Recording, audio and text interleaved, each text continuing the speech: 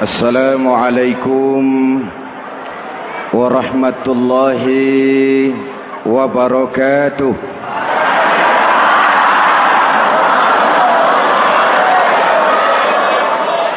Alhamdulillahi rabbil alamin.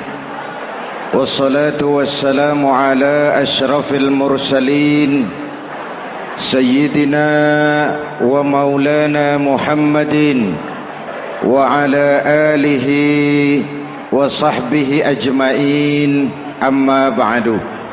Para ulama yang saya muliakan, hadirin hadirat ma'asyiral muslimin yang saya cintai, banyak kita alami perubahan-perubahan yang terjadi, baik perubahan yang menyangkut sosial budaya, lebih-lebih yang menyangkut sosial politik. Yang tidak banyak mengalami perubahan adalah sosial ekonomi. Bahkan angka kemiskinan kita naik menjadi 3/5 dari total penduduk kita hidup di bawah garis kemiskinan, dan 20% diantaranya miskin mutlak. Perubahan-perubahan yang terjadi menyadarkan kita kepada kebenaran Al-Quran ketika Allah menyatakan wa tilkal ayyamu nudawiluha bainan nas. Hari itu kami putar di antara manusia. Ada saat datang, ada waktu pergi.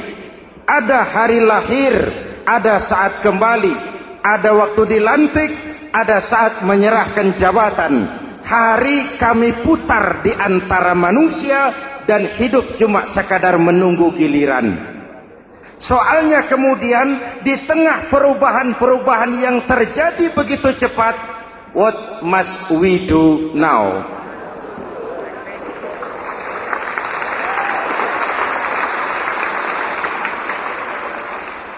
Saya juga nggak ngerti itu. Yang penting kan penampilan. Saudara-saudara kaum muslimin di seluruh tanah air, jadi pemimpin adalah pelayan bagi orang yang dipimpinnya.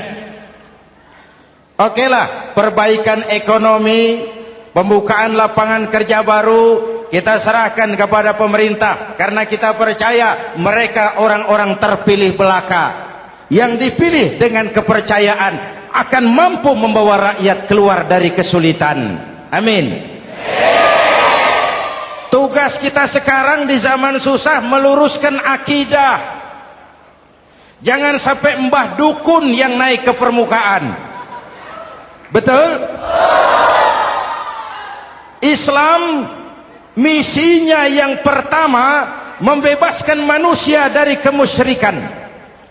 13 tahun Rasul berjuang di Makkah, menanamkan akidah, meluruskan keyakinan, membentuk iman. 13 tahun membebaskan manusia dari belenggu kemusyrikan. 13 tahun menanamkan la ilaha illallah Muhammadur Rasul dengan seluruh konsekuensinya. Kalau saya yakin tidak ada Tuhan selain Allah, saya tidak akan meminta tolong kecuali hanya kepada Allah. Saya tidak akan pernah takut kecuali hanya kepada Allah. Saya tidak akan menggantungkan hidup kecuali hanya kepada Allah.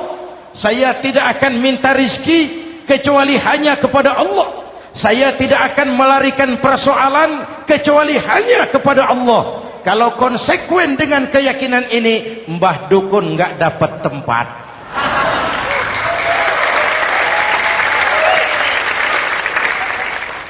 Akur? Ayo lihat secara sederhana. Saya sandaran di tiang, tiangnya ambruk, sayanya jatuh. Saya sandaran di tembok, temboknya runtuh, saya juga runtuh. Saya sandaran kepada orang kaya, dia jatuh miskin, saya bangkrut. Saya sandaran kepada jenderal, dia pensiun, saya selesai. Tapi kalau saya sandaran hanya kepada Allah, Allah tidak akan pernah miskin, Allah tidak akan pernah lumpuh, Allah tidak akan pernah terpuruk, dan Allah tidak akan pernah berkurang kekuasaannya.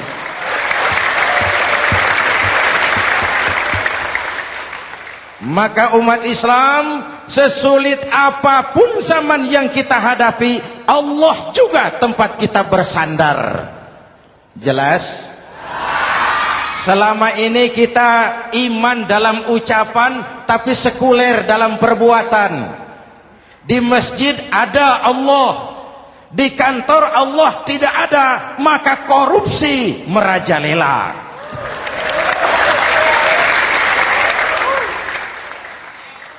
Di masjid ada Allah, di pasar Allah tidak ada, maka timbangan tetap curang.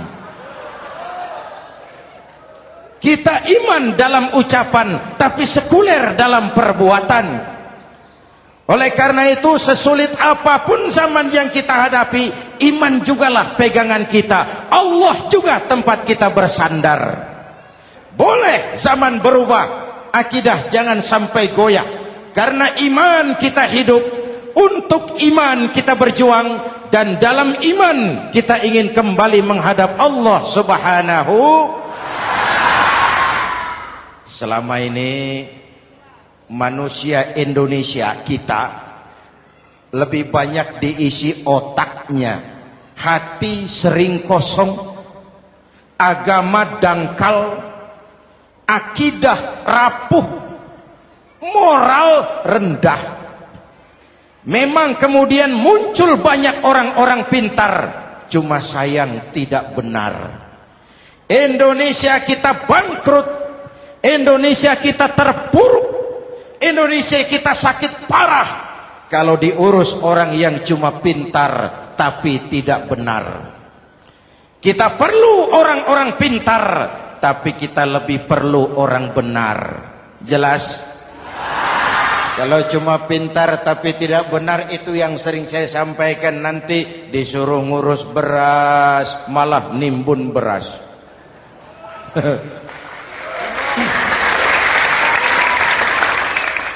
Disuruh ngurus laut malah jadi bajak laut. Disuruh ngurus hutan rame-rame jadi orang hutan. Jutaan hektar hutan Indonesia kita ini merupakan kekayaan sumber daya alam kita yang harus digunakan bagi sebesar-besar kemaslahatan rakyat. Yang disuruh ngurus hukum malah bikin hukum seperti pisau, tajam ke bawah, tumpul ke atas. Jangan heran lalu di masyarakat muncul street justice, pengadilan jalanan, sebagai refleksi dari ketidakpuasan melihat sikap hukum yang sangat berpihak. Kalau yang kecil salah, hukum cepat-cepat ditegakkan.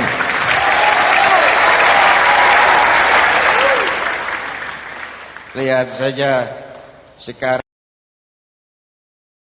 sekarang ini kalau orang terkenal banyak uang punya masalah, antri yang bela. Betul? Tapi saudara lihat si Marsinah di Jawa Timur, si Sengkon dan Karta di Jawa Barat, si Udin Bernas wartawan Jogja terseok-seok mencari keadilan, sampai hari ini urusannya masih remeng-remeng. Kenapa bisa begitu? Jawabannya sederhana, tidak ada fulus. Ada fulus mulus, tidak ada fulus manfus. Betul? Jangan sampai para penegak hukum kita terjebak pada lagu baru, maju tak gentar membela yang bayar. Biar bertentangan dengan nurani, biar bertentangan dengan public opini, biar bertentangan dengan rasa keadilan. Siapa yang bayar, itulah majikan. Mau benar atau salah, belain terus. Kalau seperti inilah hukum kita, mafioso keadilan akan tetap gentayangan. Hadirin yang saya hormati, 13 tahun beliau berjuang di Mekah, meluruskan keyakinan, memantapkan akidah, meneguhkan iman. Dari situ segalanya dimulai, dan ke situ segalanya akan menuju. Intan paling mahal, mutiara paling berharga, tidak lain adalah nilai-nilai keimanan. Kalau itu sudah tergadai, apalagi yang bisa kita banggakan dalam kehidupan ini? Kita merasa harta kita berharga, belum ada artinya ketimbang iman. Kedudukan kita punya nilai pun belum ada artinya ketimbang dengan nilai-nilai keimanan. Itu intan paling mahal, itu mutiara paling berharga. Harta baru ada manfaatnya kalau dilandasi dengan iman. Jabatan dan kedudukan baru terasa gunanya kalau dilandasi dengan keimanan. Kalau jabatan lepas dari iman, yang akan lahir Fir'aun baru. Jelas? Kalau harta terlepas dari iman, yang akan muncul adalah konglomerat Korun. Kalau ilmu pengetahuan terlepas dari nilai dasar keimanan, maka yang akan muncul adalah ilmuwan pelacur yang menyalahkan yang benar, membenarkan yang salah untuk kepentingan pribadi. Dan kondisi seperti itu tidak akan membuat kita makin sehat. Oleh karena itu, pada kesempatan ini, pesan pertama saya, menghadapi zaman susah, tetap jaga akidah, tetap pelihara keyakinan. Kesulitan bukan untuk ditakuti, untuk diatasi. Hidup adalah kerja keras, bukan keajaiban. Perubahan tidak akan datang hanya dengan simsalabim abragadabra. Perubahan tidak akan muncul hanya dengan berandai-andai. Perubahan tidak akan turun dari langit seperti turunnya embun di waktu malam. Perubahan adalah kerja keras, sehingga Al-Quran membimbing kita, innallaha la yughayyiru ma biqaumin hatta yughayyiru ma bi anfusihim. Allah tidak akan mengubah keadaan suatu bangsa kalau mereka tidak mau mengubah apa yang ada di dalam diri mereka. Yang ada di dalam diri itu rule of thinking, state of mind, cara kita berpikir, cara kita memandang kehidupan, cara kita mengatasi persoalan. Hadirin yang saya hormati, inilah iman. Berangkat dari ini kita menyadari, ini ujian buat kita rakyat. Dan kita rakyat Indonesia ini kalau sama susah sih sudah kenyang. Ya Pak? Ya Pak? Kita ini sebagai bangsa mengalami apa yang disebut oleh Bung Karno up and down, naik turun, timbul tenggelam, pasang surut. 350 tahun dijajah oleh Belanda, kita susah. Berangkat Belanda masuk Jepang, susah lagi. Pergi Jepang, datang nikah, susah lagi. Lalu kita merdeka, dirongrong oleh berbagai pemberontakan, susah lagi. Makan bulgur, antri minyak. Lalu PKI berontak, susah lagi. Muncul orde baru, lama-lama susah lagi. Orde baru selesai, naik reformasi, mulai repot nasi, susah lagi.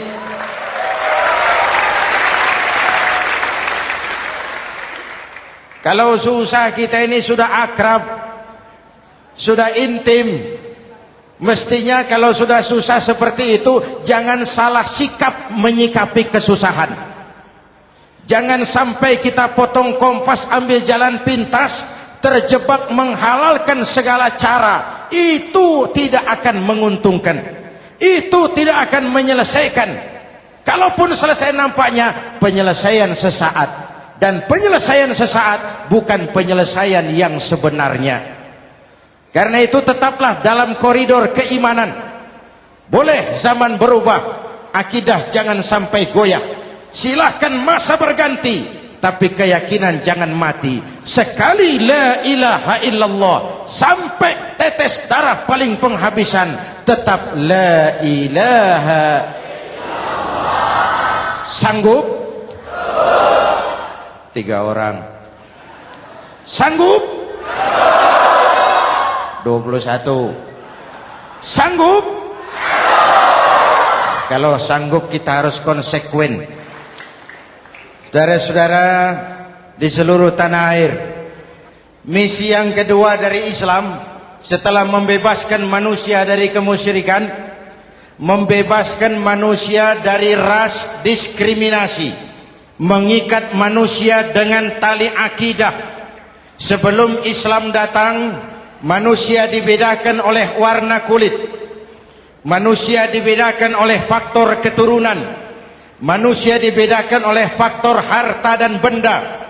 Adalah Rasul yang mengajarkan, innallaha la yanzuru ila suwarikum wala ila amwalikum walakin yanzuru ila qulubikum wa a'malikum. Allah tidak melihat potonganmu, Allah tidak melihat hartamu. Yang Allah lihat itu adalah hatimu dan amal perbuatanmu.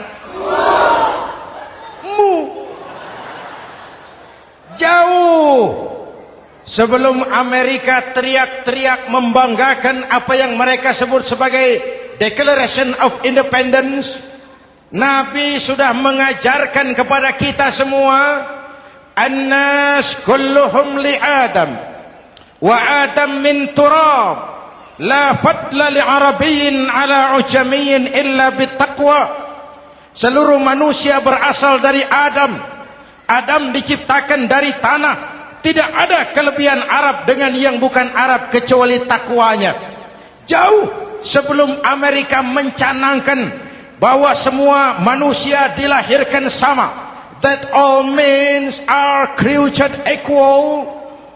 Jauh sebelum itu Islam sudah membebaskan manusia dari ras diskriminasi. Apa dalam konteks kekinian menghadapi zaman susah tetap jaga kerukunan? Ya Pak? Ya Bu? Oi Bu? Menghadapi zaman susah tetap jaga kerukunan, baik antar umat seagama, antar umat beragama, maupun antar umat beragama dengan pemerintah. Menjaga kerukunan, jangan saling sikat sikut di antara kita. Sebab kalau sudah rukun, saya ajak berhitung, 1 ditambah 1 sama dengan, itu matematika namanya, hasilnya pasti. Tapi angka sosial hasilnya aneh. Saya ubah jadi angka sosial. Ayo kita berhitung lagi.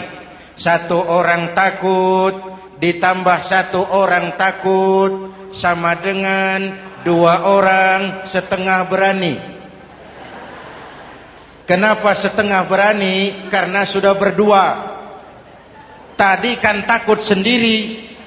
Kalau sama-sama takut berkumpul jadi setengah berani. Kalau ditambah 1 orang takut lagi, 1 orang takut ditambah 1 orang takut ditambah 1 orang takut sama dengan 3 orang berani. Kenapa jadi berani? Karena sudah bertiga. Kita yang lemah, kita yang marginal, kita yang dikucilkan, bahkan kita yang dilecehkan, kalau mau rukun kita akan kuat dan tidak bakal dipermainkan orang.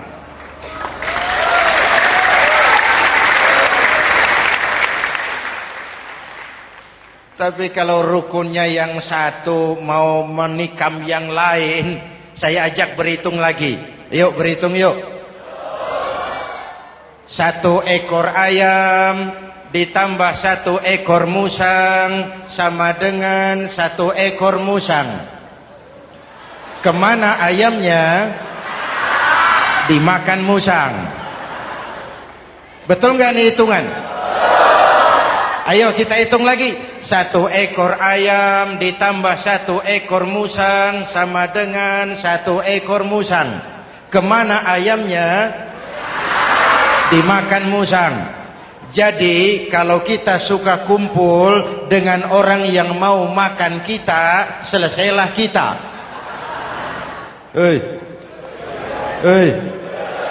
Maka kalau merasa kita ini ayam, yuk kumpul sama-sama ayam, pulang ke kandang ayam.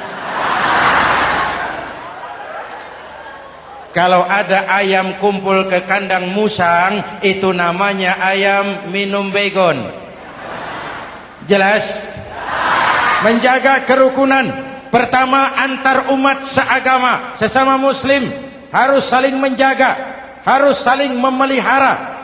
Baik dia muslim yang jadi kapolri, baik dia muslim yang jadi kasat, baik dia muslim yang jadi pengusaha, baik dia muslim yang jadi petani, nelayan, guru, semua komit menjaga semangat kebersamaan, rukun antar umat seagama. Jelas? Jelas? Hadirin yang saya hormati, atas dasar itu saya ingatkan kembali, kita semua ingin persoalan terorisme dilepaskan kaitannya dari agama manapun. Tidak ada kaitannya terorisme dengan Islam, dengan Kristen, dengan Hindu, dengan Buddha. Tidak ada kaitannya terorisme dengan pondok pesantren.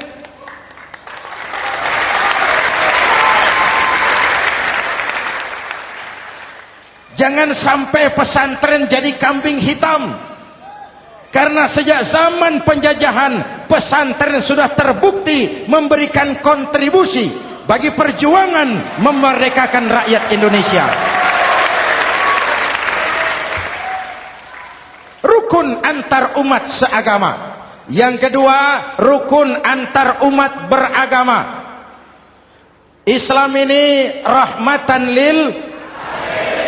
Jangankan manusia walaupun berbeda agama, binatang saja dihormati.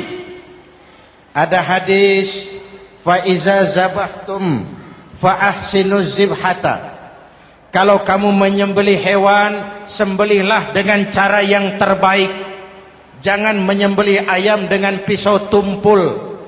Itu namanya tidak berperi kebinatangan. Yang kecil lagi, saudara buka babul istinja, makruh buang air kecil di tanah yang berlubang. Sebab apa? Pertama, menjaga kesehatan.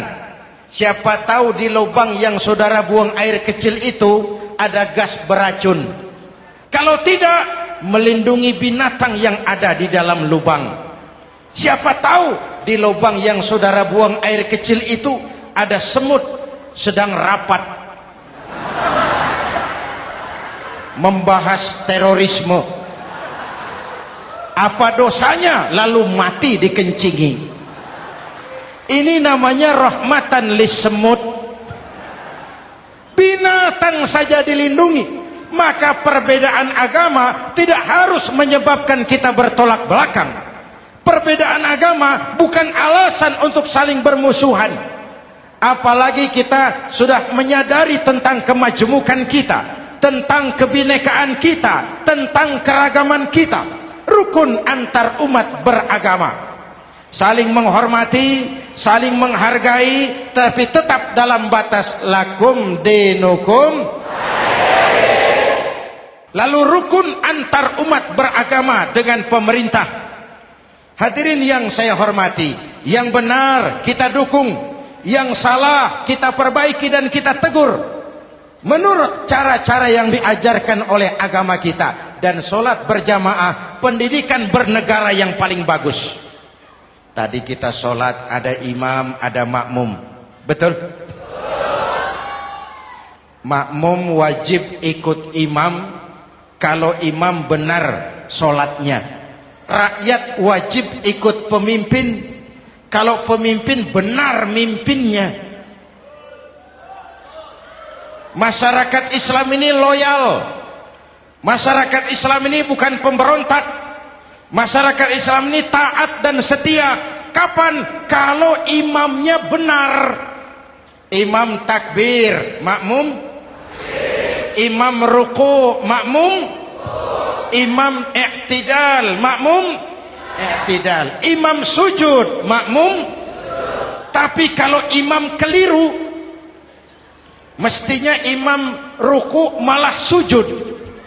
Salah imam ini. Tegur. Siapa yang wajib negur? Makmum yang saf terdepan. Anggota DPR.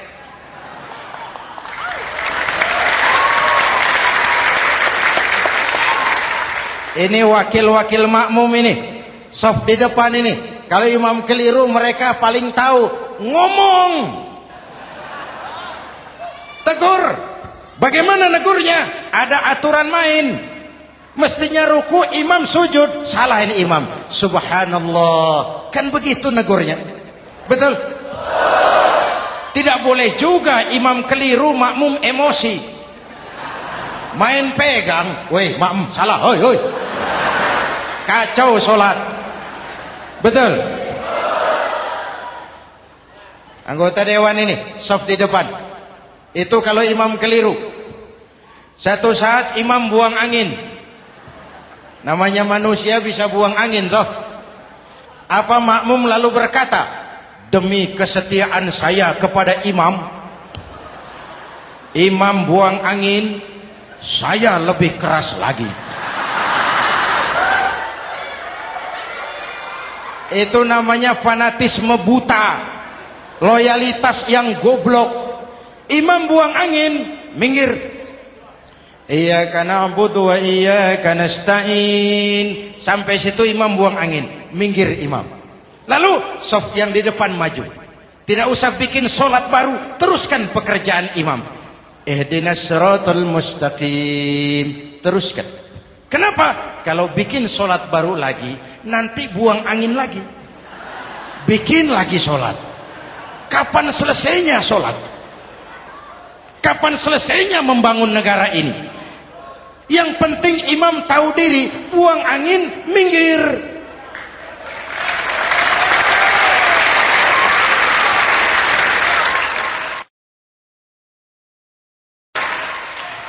Ini kacaunya solat berjamaah kita sekarang. Kacaunya negeri kita sekarang. Banyak imam sudah buang angin, gengsi. Dia aja merasa nggak punya salah. Dikasih tahu sama makmum, imam tadi buang angin ya, malah jawab sedikit. Apa kalau sedikit lalu tidak batal solat itu? Mekanisme kehidupan sosial yang diatur lewat tuntunan solat berjamaah. Sehingga Nabi berpesan, kun imaman muta'an au ma'muman muti'an fala takun thalisan jazu'a. Kalau jadi pemimpin, jadilah pemimpin yang ditaati.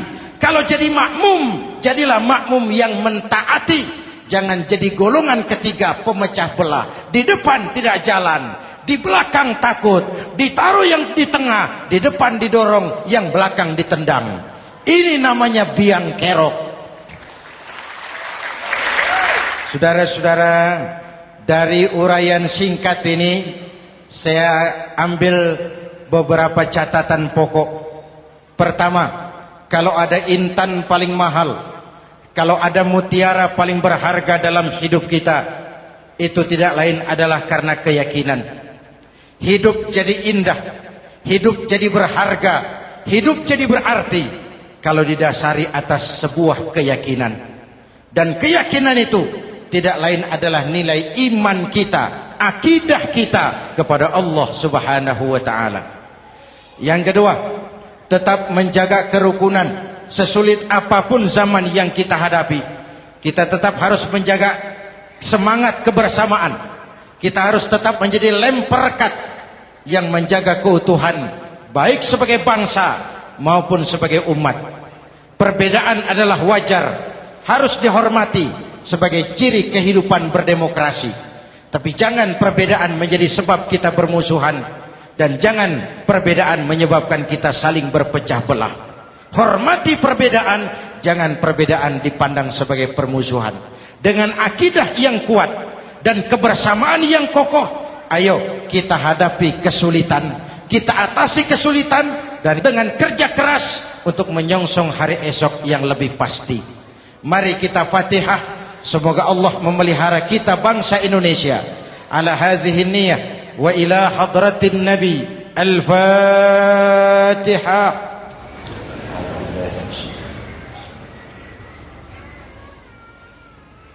Iyyaka na'budu wa iyyaka nasta'in. Ihdinas siratal mustaqim. Siratal ladzina an'amta 'alaihim. Bismillahirrahmanirrahim. Amin. Alhamdulillah Rabbil Alamin. Allahumma salli wa sallim mubarak ala Sayyidina Muhammadin wa ala alihi wa sahbihi ajma'in.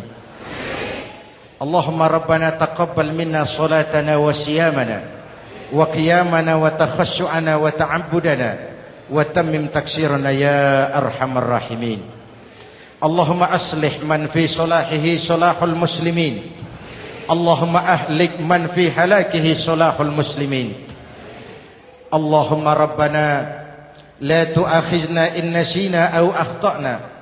Rabbana wa la tahmil alaina isran kama hamaltahu ala alladhina min qablina. Rabbana wa la tuhammilna ma la taqata lana bih wa'fu 'anna waghfir lana warhamna anta maulana fansurna 'alal qaumil kafirin. اللهم اجعلنا من السعداء المقبولين ولا تجعلنا من الأشقياء المردودين. أفضل ما قلته أنا والنبيون من قبلي لا إله إلا الله.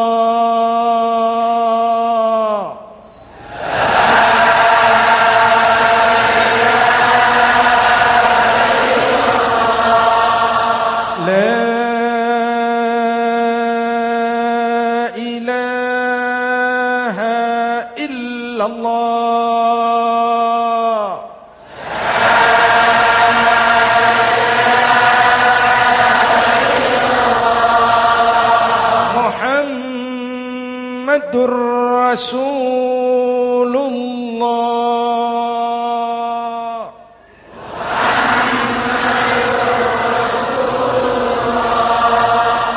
Sallallahu alaihi wa alihi wasallam. Kalimatu haqqin 'alaiha nahya wa 'alaiha namut wa 'alaiha wa biha nub'atsu insyaallah minal aminin minal aminin minal aminin rahmatika ya arhamar rahimin. Sallallahu ala Sayyidina Muhammad wa ala alihi wa sahbihi ajma'in. Ana rabbika rabbil izzati amma yasifun. Salamun alal mursalin. Walhamdulillah rabbil alamin. Jumpa lagi di lain kesempatan insyaallah. Wassalamualaikum warahmatullahi wabarakatuh.